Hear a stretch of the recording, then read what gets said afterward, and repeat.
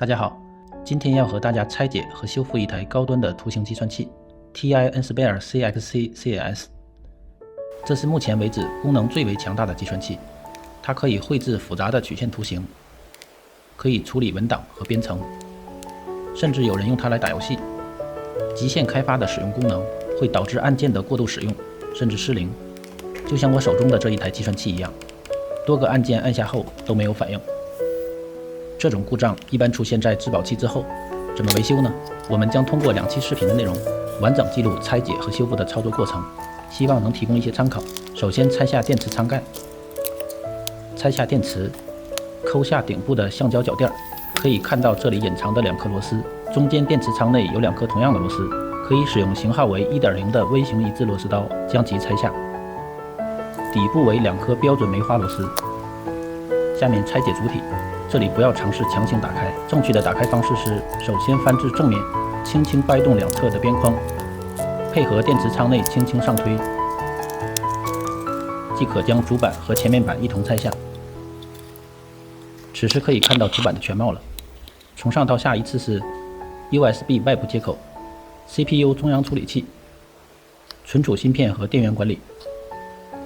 键盘背板及充电接口部分。下面要将主板与键盘板分离，拧下主板底部的螺丝，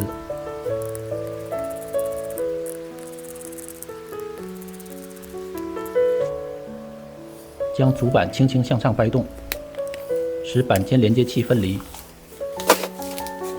注意要保持好下面的软排线连接，将主板与屏幕一同取下。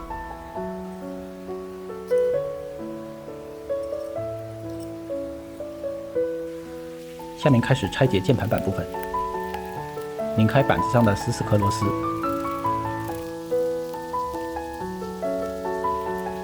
从侧面轻轻掀开，分离按键与中间橡胶层。这里注意保护好板子下面的软排线，将键盘板、中间橡胶层、方向键一同取下，将掉落的按键归位。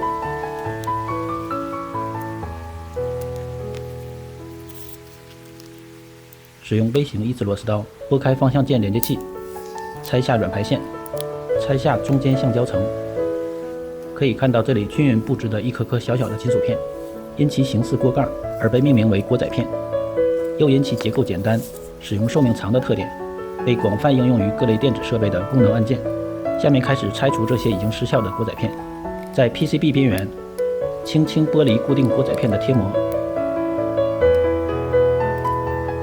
从一角开始，慢慢的撕下，将贴膜与锅仔片一同撕下。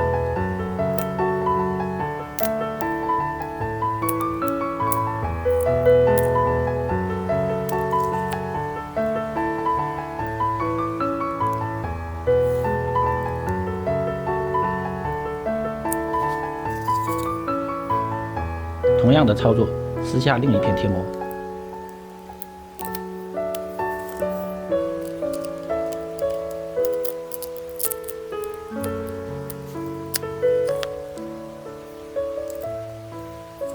我们将在下一个视频中，